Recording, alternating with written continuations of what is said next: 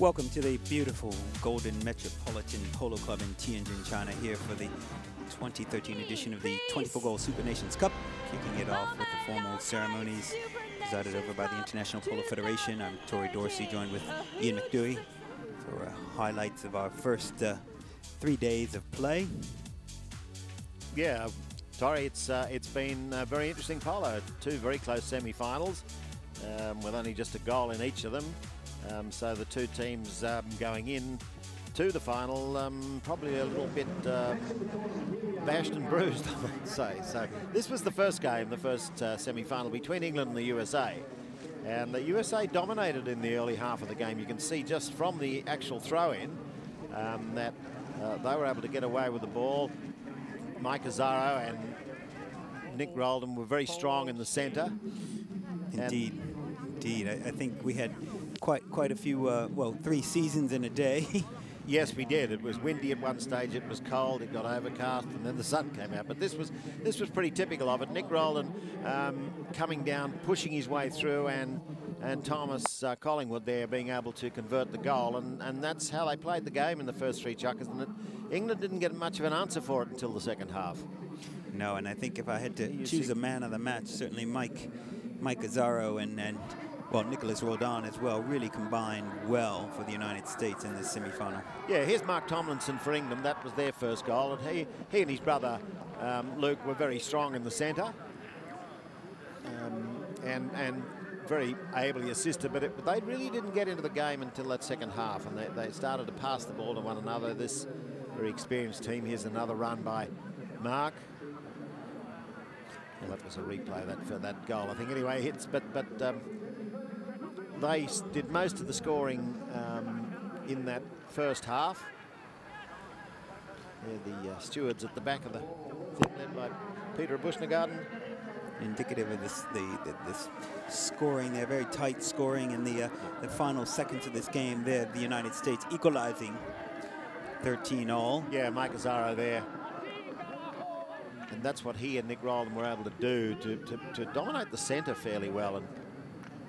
But that game went really into the golden goal scenario. A 7th chukker determined the winner, and there you can see the England going on a tear towards the American goal. Yeah, Nacho Gonzalez coming through from the back and pushing that up once again for Mark Tomlinson to.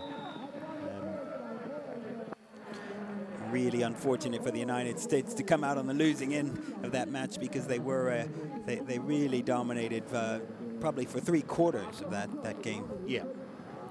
And it was that final goal that this one here, that sealed the fate in that last chukker, the 7th chukker, the golden goal. America had 3 scoring chances, weren't able to convert, and Mark Tomlinson took their one and put it through. And there you see the final score, England defeating the United States 14-13. Another beautiful shot of the facilities here at the Metropolitan Polo Club in Tianjin. And that first semi-final was followed by Argentina and the home team, Hong Kong, China. Yes, this was a very, very tough game. This was the one, I think, where there were a few bruises. The Argentinians are always very, very hard to beat in the centre, but Hong Kong, China had a bit of an answer. That was Dirk Gould's first goal in the game, and he did a very good job up front. The Hong Kong, China played it a bit differently to both the English and American sides, in that they did send the ball up front quite a lot. And John Paul Clarkin was very good in finding his front players. Argentina relied mostly on, well, this was typical of it here, a penalty. They played it very tight, and they were able to get quite a lot of penalties their way, and in usual fashion able to convert them pretty well. It was a tight contest all the way to the finish. I always thought Hong Kong, China always had just a nose ahead. There was another one from Dirk Gould there, just in the tight play in front. He was able to bring the stick over and guide it through. So, as I said, that was pretty typical of the way Hong Kong, China were playing it, and there was really neither of these teams got away with anything much, did they? It was just tight, hard stuff all the way through. Here you see João Gagon from Brazil, who's playing for the Hong Kong side. He also did a pretty good job taking the passes from J.P. Clarkin. Little assistance we had with aerial shots from our aerobot. Then Argentina, well, I think that did go through. That was the shot from John Fisher that just drifted over the post. Argentina were very strong in defence, and it wasn't until a couple of really good, strong plays, particularly by Mariano Obregon, and that was that Fisher goal again. And he started to get a bit of combination going, and with his front player, that was Martin Pepper. Argentina really started to play very strong defensive game late in this second semi-final. Yeah, Michel Dorignac, in usual fashion, was very calm and very thin, but it was just that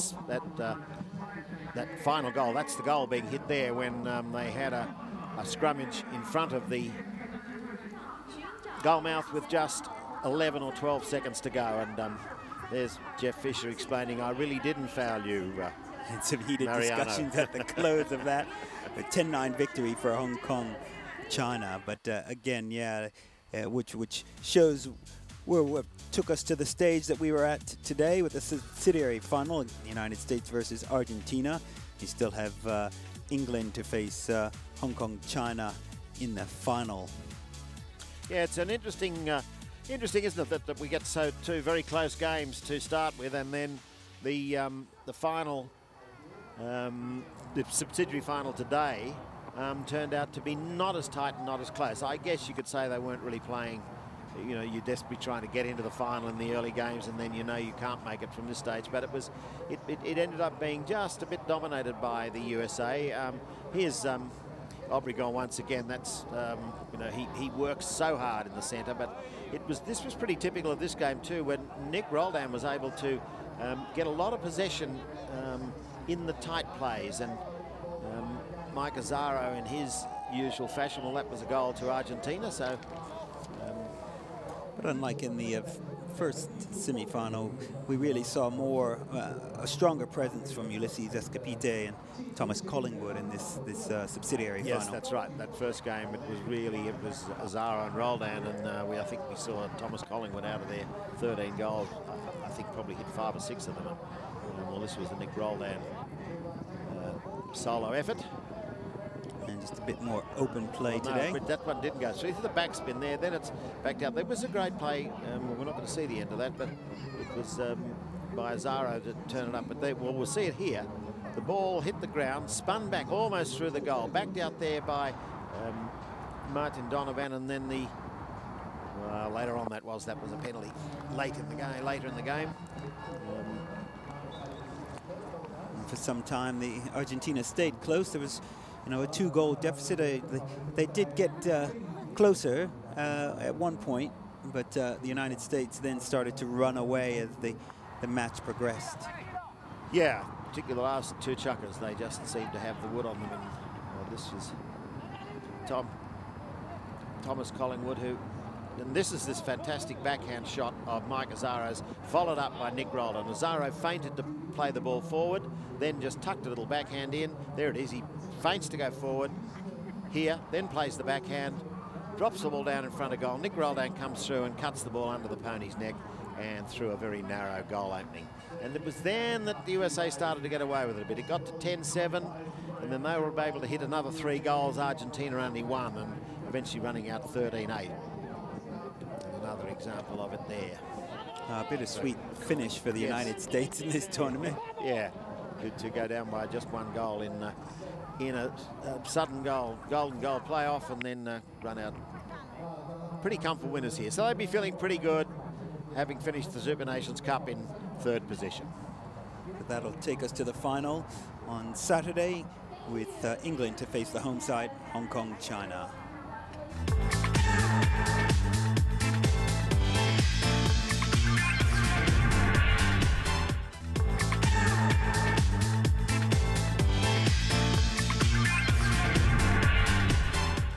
And highlights from the Fortune Heights Super Nations Cup. This final featuring the home team Hong Kong, China against England. 24-goal polo here in China. And it was a compelling encounter. As you can see, England defeating the USA 14-13 in the semifinal. Hong Kong defeating Argentina by just a single goal on the other side. Ian? Yeah, the subsidiary final was played between the USA and Argentina, having lost their semi-finals, and USA ran out pretty comfortable winners 13-8. But we were expecting a very tight tussle between England and Hong Kong China today, because both teams had only just won by a goal. England in golden goal time, and so the game commenced with Richard Khalil throwing the ball in, the president of the Federation International Polo, and it was quickly Hong Kong got onto the attack, but then Nacho Gonzalez down the back, he was able to turn it for England and bring them up to score the first goal. And this was pretty much how I thought they'd play the game. Gonzalez coming in, setting it up, getting the Tomlinson brothers running hard, and Henry Fisher just doing a lot of spoiling up the front. And so that's the way it turned out at the start, with Gonzalez shot going up there for Luke Tomlinson to bang the ball through on the near side, and that looked like it might be the pattern of the day, but that wasn't good enough for John Paul Clark. And so there's the goal from Luke Tomlinson. But it changed a bit. It did indeed. England opened the scoring, but Hong Kong quick to follow. So this was more about midway through the game. John Paul Clark out. He'd been dominating in the centre, and he was able to break away a lot. Dirk Gould did a good job with Nacho Gonzalez up front.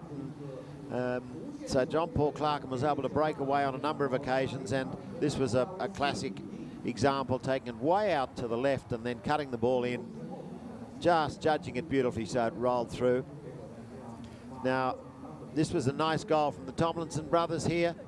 Luke hitting it up for his brother Mark, following through, and he looked over his shoulder, knew he was running free, but by that stage they were behind by about 5 goals, and they were really playing catch-up polo. And a few bounces, the ball didn't quite go their way. There was Dirk Gould, did a lot of damage up the front. Nacho Gonzalez tried to come into the game late, but wasn't really able to exert much pressure. Henry Fisher, as I said, had been doing a lot of spoiling, trying to get the back players out of the way and give them some room up the front, Tomlinson brothers. But you can see how tight the defence was all through. And Zhao Ganong, you saw there in the Hong Kong team. Now, he scored a lot of goals in the win against the USA, but he was given much more of a marking role today to try and give room to John Paul Clark and going through. So there's some of the younger spectators. It was a different sort of game than we expected, Torrey. It was indeed, and at the halfway mark, as you rightfully said, Hong Kong China led by 5 goals, 7-2.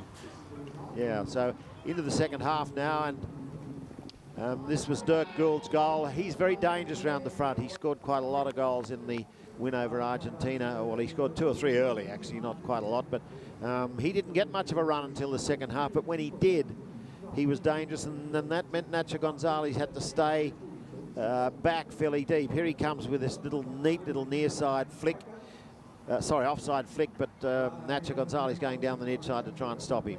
A couple of the American players there watching on.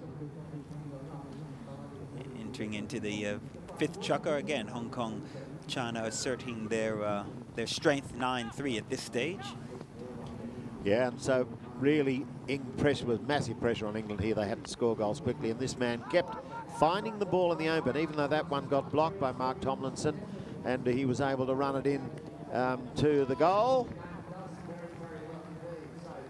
But by this stage, as you can see on the scoreboard, they were trailing by 5 goals even after that one. And John Paul Clark had started to assert himself as a worthy MVP. There you saw it. It was good play by Mark Tomlinson. He got his pony in the way, saw the backhand coming from John Paul Clark, and didn't try and rush the shot, just kept it in there, got away from John Fisher and was able to dribble it through. So some of the VIPs. Mr. Pan Su Tong, chairman of Golden Properties. So then it was really became a bit of an arm wrestle towards the end. Hong Kong China were far enough in front here to play a lot of spoiling polo, but in doing so they tried to close it down, but they gave away quite a few penalties, and England were able to convert a couple, but they also missed a couple that we might normally have expected them to score, because this is the team that won the Westchester Cup against the USA at Chester earlier in the year. They're a very experienced combination. And Dirk Gould there on screen managed to keep Nacho Gonzalez pretty well occupied down the back. Here comes Luke Tomlinson now to come in and take this 30-yard penalty, which we had a couple of those in the last chukker, and the fifth chukker and the last chukker. So that penalty shot closed the gap to just 4 goals into this 6th chukker. Again, time was certainly not on their side at this stage. Another attempted goal there going wide. It was trapped by Henry Fisher, but he couldn't quite get it into the goal-scoring area. Backed out there by Mark Tomlinson, but then in comes Joao Ganon, and he did that sort of thing. He played it tight in the middle. Now he sets it up here beautifully for John Paul Clarkin, who takes it way down into the right-hand corner and then cuts the ball across centre field and through the goal. And that was another great goal from John Paul Clarkin. He really backed himself today. He took the ball out of the opposition's range and then just potted through. You've seen a couple there that he took from way out on the side, and a great exhibition by the 8th goaler. That pushed the score out to 10 for thing. And you can see how far out he is from goal, and perfectly judged.